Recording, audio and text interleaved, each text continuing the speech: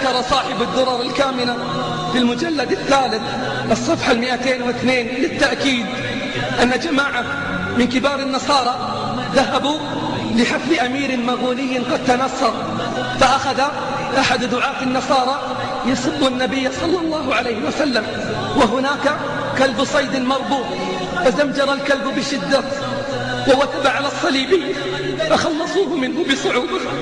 فقال رجل منهم: هذا لكلامك في محمد.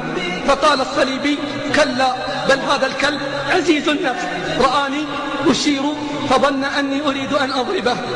ثم عاد لسب النبي صلى الله عليه وسلم بوقاحة أشد مما كان. عندها قطع الكلب رباطه ووثب على عنق الصليبي وقلع زوره، فوثب الكلب بعد أن قطع رباطه ووثب على عنق الصليبي وقلع زوره في الحال، فمات من فوره، فأسلم نحو من 40,000 من اليهود.